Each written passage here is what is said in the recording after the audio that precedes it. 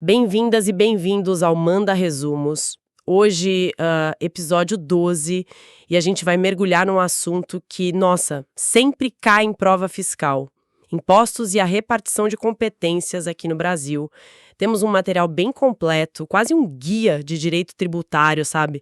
Cobre tudo, União, estados, DF, municípios. E a nossa missão aqui é destrinchar isso, focar no que realmente importa para o concurso, conectar as ideias para facilitar na hora H. Exatamente. E o ponto de partida não tem jeito. É a Constituição de 88. Ela é a chave não só por listar os tributos, mas principalmente por dizer quem pode cobrar o quê. Entender essa divisão de poder, de competência, é fundamental. Ok, então vamos lá. Vamos desenrolar esse mapa tributário. Por onde a gente começa, assim, para organizar o raciocínio? Bom, pela base mesmo, né? Artigo 145 da Constituição. Ele dá o poder para a União, estados, DF e municípios criarem 3 tipos de tributos: impostos, taxas e contribuições de melhoria. Nos impostos, a regra geral é a tal da competência privativa. Privativa, tipo, cada um tem a sua listinha exclusiva, é isso? Isso. Cada ente federativo tem seus impostos específicos. Pensa assim, imposto de renda é da União, IPTU é do município. Cada um no seu quadrado, basicamente. Aí, além dessa, tem a competência comum, que serve para taxas e contribuições de melhoria. Nesse caso, mais de um ente pode cobrar, mas, claro, por serviços ou obras diferentes, né? E tem uma terceira, que é bem interessante, a competência residual. Residual, sobra. O que seria isso? É um poder só da União. Permite que ela crie impostos totalmente novos, que não estão lá na lista da Constituição. Mas, não é fácil. Tem regras bem rígidas. Ah, imagino. Quais são essas regras? Para criar um imposto residual, o fato gerador e a base de cálculo têm que ser, assim, completamente inéditos. Não podem ser iguais aos de nenhum imposto que já existe. E tem mais, ele precisa ser não cumulativo. Entendi. E a lei complementar? Sempre ouço falar dela em tributário. Qual o papel dela nisso tudo? Fundamental. O artigo 146 da Constituição fala que é a lei complementar que define as normas gerais de direito tributário. Isso é crucial para os impostos. Normas gerais? Tipo o quê, por exemplo? Define o básico que vale para todo o país, sabe? Fato gerador, base de cálculo, quem são os contribuintes.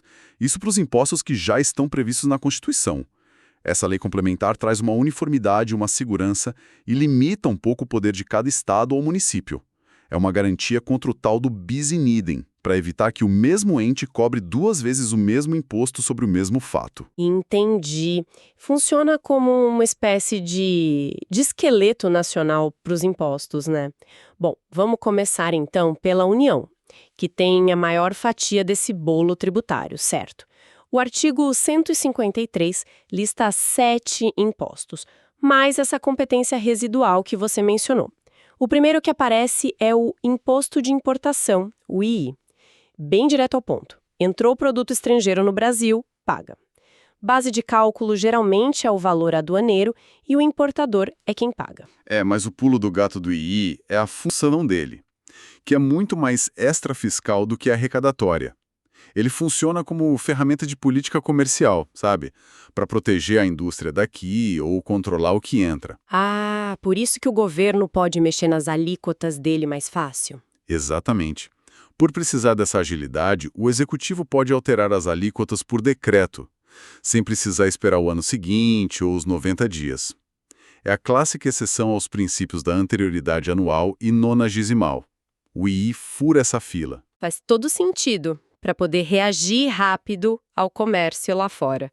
E do outro lado da moeda tem o Imposto de Exportação, o IE. Mesma lógica. Mesmíssima lógica. Fato gerador. Saída de produto nacional ou nacionalizado. Base de cálculo. Preço internacional, o valor FOB. Quem paga? O exportador. Também é super extrafiscal, usado para regular o que sai, às vezes para desestimular a exportação de algo essencial aqui dentro. A arrecadação dele é quase nada. E, claro, também é exceção às anterioridades. Ok, saindo do comércio exterior e entrando na vida de todo mundo. O gigante Imposto sobre a Renda, o IR. O que exatamente faz a gente ter que pagar IR? O fato gerador é basicamente ganhar dinheiro. Tecnicamente, é adquirir disponibilidade econômica ou jurídica de renda, que é o fruto do capital, do trabalho ou dos dois, ou de proventos, que são outros acréscimos no patrimônio. A base de cálculo é esse montante todo. E para o IRPF da pessoa física? Para o IRPF, a base são os rendimentos tributáveis menos as deduções que a lei permite. Gasto com saúde, educação, dependente, essas coisas. E o contribuinte, claro, é quem recebeu a renda ou o provento. Aqui entram aqueles princípios famosos, né? Generalidade, universalidade, progressividade. Isso cai bastante. Sim, generalidade tem que pegar todo mundo que tem renda. Universalidade tem que tributar toda a renda da pessoa, não importa de onde venha. E progressividade, essa é a mais visível no IRPF, com as alíquotas subindo conforme a renda aumenta. Hoje vai de 0 até 27,5%. É a ideia de quem ganha mais paga mais proporcionalmente, certo? Certo, exato, para realizar a capacidade contributiva. E um detalhe importante do IR, ele respeita a anterioridade anual, só pode cobrar no ano seguinte, a lei que aumentou, mas não precisa esperar os 90 dias da 90º. E tem uma sutileza na lei do IR que confunde às vezes. A estrutura básica dele, fato gerador, base de cálculo, contribuinte, precisa de lei complementar para ser definida. Está lá na Constituição. Ok. A receita do bolo é lei complementar. Isso. Mas as alíquotas e as deduções, o tempero, podem ser alteradas por lei ordinária. A justificativa é que isso é política fiscal, precisa de mais agilidade. É uma distinçãozinha chata, mas cai em prova. Entendi. Boa dica. Seguindo na lista da União, temos o Imposto sobre Produtos Industrializados, o IPI. Isso. O IPI tem 3 fatos geradores principais. Quando um produto importado é liberado na alfândega, quando um produto sai da fábrica ou de um estabelecimento equiparado industrial e quando um produto apreendido é arrematado em leilão. E quem paga? O industrial? O importador? Depende. O industrial ou equiparado ou quem arrematou no leilão. A base de cálculo é o valor da operação na saída da fábrica ou o valor aduaneiro mais o imposto de importação, no caso do produto importado. Aqui tem 2 princípios que são a cara do IPI. Seletividade. Essa é obrigatória no IPI, né? Obrigatória. Significa que as alíquotas têm que ser inversamente proporcionais à essencialidade. Coisa supérflua, tipo cigarro, alíquota lá em cima. Comida básica, alíquota lá embaixo, ou até 0. O outro princípio é a não cumulatividade. Aquele esquema de crédito e débito. Exato. O imposto pago na etapa anterior vira crédito para abater na etapa seguinte. E claro, produto industrializado para exportação tem imunidade e não paga IPI. Certo. E o IOF? Imposto sobre Operações Financeiras. Esse parece um polvo, pega um monte de coisa. Ele é bem complexo mesmo. São vários fatos geradores. Operações de crédito, empréstimo, de câmbio, compra de dólar, por exemplo, de seguro e operações com títulos ou valores mobiliários. E cada uma tem sua regra. Sim, base de cálculo e alíquota variam muito. No crédito para a empresa, tem aquele 0,38% na hora, mais uma taxinha diária. Na compra de dólar em espécie, pode ser 1,1%. Os contribuintes são as partes envolvidas na operação. A função dele é, de novo, muito extrafiscal. Para controlar a economia, tipo juros, câmbio. Justamente. Política monetária, cambial. E por precisar dessa agilidade para mexer na economia, ele também é exceção às anterioridades anual e nonagesimal.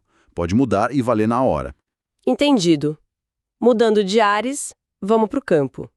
Imposto sobre a Propriedade Territorial Rural, o ITR. O fato gerador do ITR é ser dono ou ter o domínio útil ou a posse de um imóvel rural.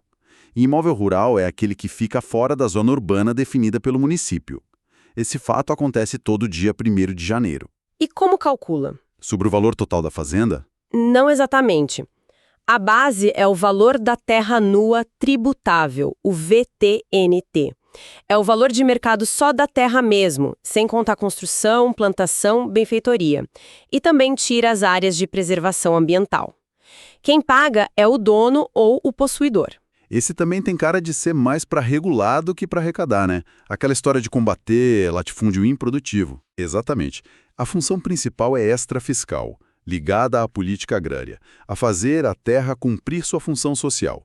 Para desestimular aquela propriedade enorme e abandonada, as alíquotas são duplamente progressivas. Duplamente. Como assim? Elas aumentam com o tamanho da área total e diminuem conforme o grau de utilização GU da terra. Ou seja, quanto maior a fazenda e menos produtiva ela for, maior a alíquota. Pode chegar a 20%, que é bastante coisa. Nossa!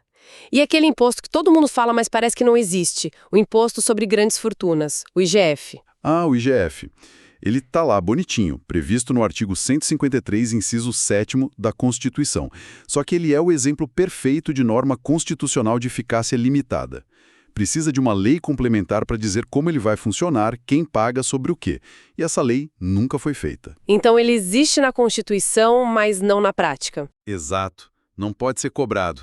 A ideia seria alcançar o patrimônio acumulado, para ter mais justiça fiscal, mas ficou só na intenção por enquanto. E para fechar a conta da União, tem os impostos residuais, aquela carta na manga que você falou no começo. Isso, do artigo 154, inciso I. É um poder adormecido. A União pode criar impostos novos fora da lista. Mas lembra das condições? Super restritas. Fato gerador e base de cálculo inéditos, e tem que ser não cumulativo. Difícil de usar na prática, então. Muito. Por isso que quando a União precisa de mais dinheiro, geralmente ela prefere criar ou aumentar contribuições sociais, como PIS, COFINS, CSLL. As regras para criar contribuições são bem mais flexíveis do que para criar um imposto residual. Ufa! Passamos pela União inteira, é muito detalhe, e a gente sabe que direito tributário pode ser meio pesado, né? Se algum ponto ficou meio no ar, ou se tem outro tema de concurso que está tirando o sono de quem nos ouve, manda pra gente, deixa um comentário, uma sugestão. A participação de vocês ajuda demais a gente a focar no que é mais importante para a preparação aqui no Manda Resumos. Bom, seguindo viagem, vamos agora para os estados e o Distrito Federal. Lembrando que o DF pega as competências dos estados e dos municípios também, né? São 3 impostos estaduais, começando pelo ITCMD. ITCMD, Imposto sobre Transmissão Causa Mortes e Doação. O nome já diz quase tudo. Tem 2 fatos geradores: a transmissão de bens ou direitos por herança ou legado, quando alguém falece, ou a transmissão por doação, um ato gratuito em vida. E a base de cálculo? É o valor venal, o valor de mercado, do bem ou direito que está sendo transmitido. Quem paga? Na herança é o herdeiro ou o legatário. Na doação, depende do que a lei de cada estado diz. Pode ser o doador ou quem recebe, o donatário. E as alíquotas? Cada estado define a sua? Tem limite? Cada estado define a sua por lei, sim. E pode ser progressiva, ou seja, alíquotas maiores para valores maiores, mas tem um teto. O Senado Federal fixa a alíquota máxima nacional. Hoje, essa máxima é de 8%. Nenhum estado pode passar disso. Ah, interessante. E para qual estado vai o imposto? Onde a pessoa morava ou onde o bem está? Depende do bem. Se for imóvel, o ITCMD é devido para o estado onde o imóvel fica. Se for bem imóvel, dinheiro, ação, essas coisas, a regra geral é ir para o estado onde corre o inventário no caso de morte ou onde o doador mora no caso de doação. Certo. Agora, o gigante da arrecadação estadual. ICMS, Imposto sobre Circulação de Mercadorias e Serviços de Transporte Interestadual, Intermunicipal e de Comunicação. Esse dá nó na cabeça de muito concurseiro. E não é para menos, ele é o mais complexo do Brasil disparado. Fatos geradores são muitos. Os principais: vender mercadoria, fornecer comida e bebida em restaurante, prestar serviço de transporte entre estados ou entre municípios, dentro do mesmo município não, e prestar serviço de comunicação pagando por ele, telefone, internet, TV. E a base de cálculo e o contribuinte? Base de cálculo, geralmente, é o valor da venda da mercadoria ou o preço do serviço. Contribuinte é qualquer um, pessoa física ou empresa, que faça essas operações com frequência ou com intenção comercial. E as alíquotas do ICMS? Esse é um capítulo à parte, né? Tem interna, interestadual, como funciona isso? Aqui complica um pouquinho. Tem as alíquotas internas. Cada estado define a sua para operações dentro do seu território. Varia bastante. Geralmente entre 17% e 22%. Tem que olhar a tabela do ano, tipo SP18, RJ20, BA 20,5%, MA 23% para 2025, por exemplo. E entre estados? Aí entram as interestaduais, que o Senado fixa para todo mundo igual. São duas. 7% se a mercadoria vai para o Norte, Nordeste, Centro-Oeste ou Espírito Santo, e 12% se vai para o Sul ou Sudeste, menos o IS. E ainda tem a de importação, 4% para as operações interestaduais com coisa importada. Muita alíquota. E os princípios? Não cumulatividade e seletividade valem aqui também. Valem, mas com um detalhe crucial. A não cumulatividade é igual ao IPI. Crédito na entrada, débito na saída, paga a diferença. Agora, seletividade. Lembra que no IPI ela era obrigatória? Sim, obrigatória. Alíquota maior para o supérfluo. No ICMS, ela é facultativa. A Constituição diz que o ICMS poderá ser seletivo. O Estado pode escolher ter alíquotas diferentes conforme a essencialidade, mas não é obrigado. Muitos fazem isso, mas não é uma regra tão rígida quanto no IPI. Ah, boa diferença para anotar. Facultativa no ICMS, obrigatória no IPI. Fechando a conta dos estados, falta o IPVA, o Imposto do Carro. IPVA, Imposto sobre a Propriedade de Veículos Automotores. Fato gerador, ser dono de veículo automotor. Qualquer um, tá? Carro, moto, barco, avião. Considera-se que acontece no dia 1º de janeiro para veículo usado ou na compra do novo. E a base? Valor venal do veículo. A tabela FIPE é a referência mais comum. Quem paga é o dono. O problema aqui é aquela história da falta de lei complementar nacional, né? Que gera a tal guerra fiscal. Exatamente. Esse é o X da questão do IPVA. Diferente do ICMS ou do ISS, que tem leis complementares nacionais, 1402, 603, o IPVA nunca teve. Essa falta de regra geral cria uma confusão danada. Tipo, onde pagar? Onde eu moro ou onde o carro está registrado? Isso. E quem paga no leasing? O banco ou quem está usando o carro? Cada estado faz de um jeito. Aí começa a guerra fiscal, gente registrando o carro em estado com IPVA mais barato. Tem projeto para unificar isso há anos, mas nada ainda. As alíquotas variam por estado, tipo de veículo, ano, geralmente ficam entre 1% e 4% do valor. Complicado. Bom, descemos para o último nível, os municípios. Artigo 156 da Constituição, 3 impostos. O primeiro, talvez o mais conhecido, é o IPTU. IPTU, Imposto sobre a Propriedade Predial e Territorial Urbana. Fato gerador, ter propriedade, domínio útil ou posse de imóvel na zona urbana do município.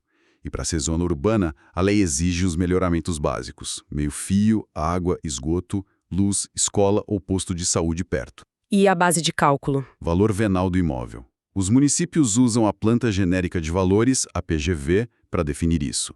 Contribuinte é o proprietário ou o possuidor com intenção de dono. O IPTU também tem aquela função de organizar a cidade, né? Além de arrecadar. Tem sim uma função extrafiscal bem forte, de política urbana.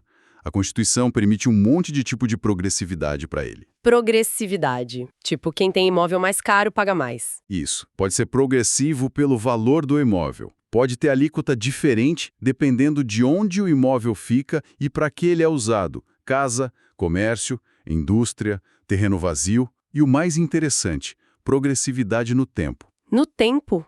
Como assim? Para forçar o dono a usar um imóvel que está lá parado, ocioso, numa área que deveria ser ocupada. O IPTU vai aumentando ano a ano até um limite de 15% para pressionar o dono a construir ou dar um uso para o imóvel, cumprir a função social. Entendi.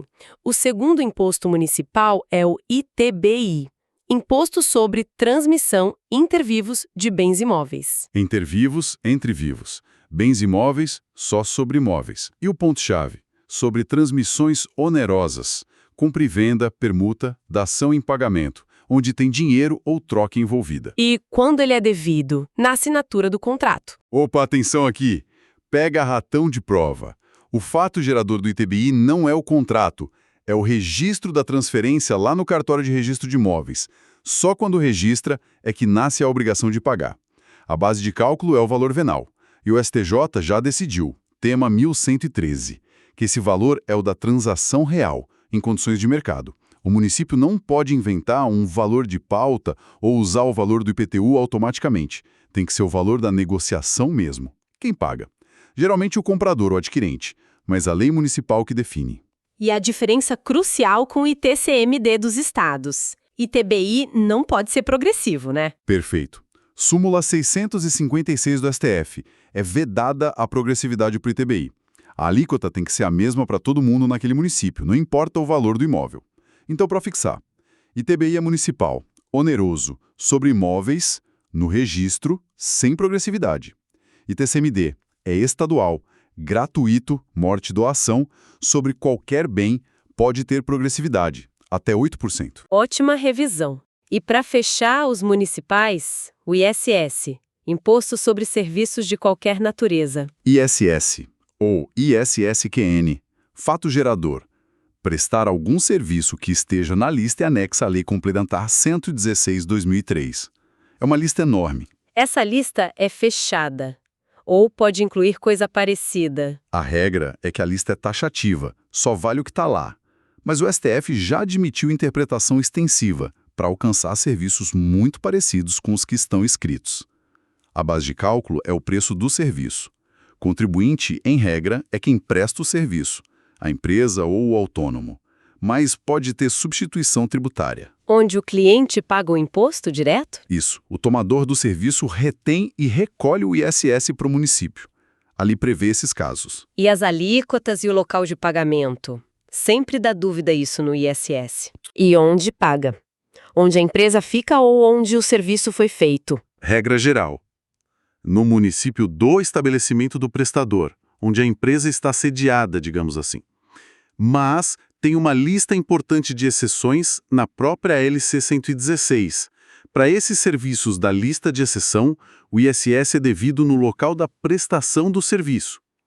Construção civil, limpeza, segurança, jardinagem, vários outros. Nesses casos, paga onde o serviço aconteceu. Tem que conhecer essas exceções. Perfeito. Nossa, demos uma geral completa. União, estados, DF, municípios. É um sistema complexo, mas entendendo a lógica fica mais fácil, né? Aquela divisão de competências que você falou no início é a chave. Sim, ter aquele quadro mental. Quem cobra o quê? União com sua lista IEL, IR, ITR, IPI, IOF, ITR, IGF, residual. Estados DF com ITCMS, ICMS, IPVA. Municípios com IPTU, ITBI e ISS. Isso já organiza muito. E conectar com os princípios ajuda a entender o porquê das regras. Verdade. Lembrar da progressividade no IR, QR e IPTU, da seletividade obrigatória no IPI e facultativa no ICMS, da não cumulatividade no IPI e ICMS. E aquela comparação ITBI versus ITCMD, municipal versus estadual, oneroso versus gratuito, imóvel versus qualquer bem, sem progressividade versus com progressividade.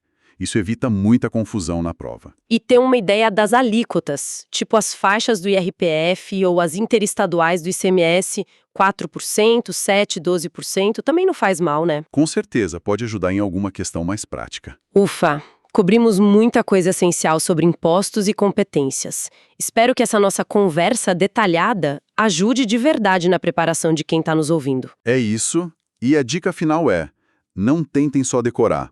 Busquem entender a lógica por trás da divisão, os princípios que mandam em cada imposto. O conhecimento fica mais sólido assim. E fica uma reflexão, né? A gente viu que a Constituição tem um desenho, mas a prática tem seus desafios. O IGF que não sai do papel, a briga do IPVA por falta de lei.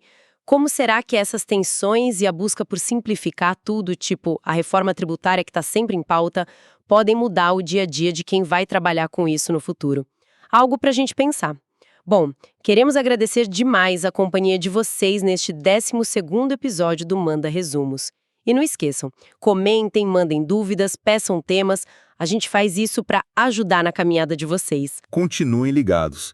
Nos próximos episódios, a gente volta com mais temas importantes para os concursos. Até a próxima, pessoal!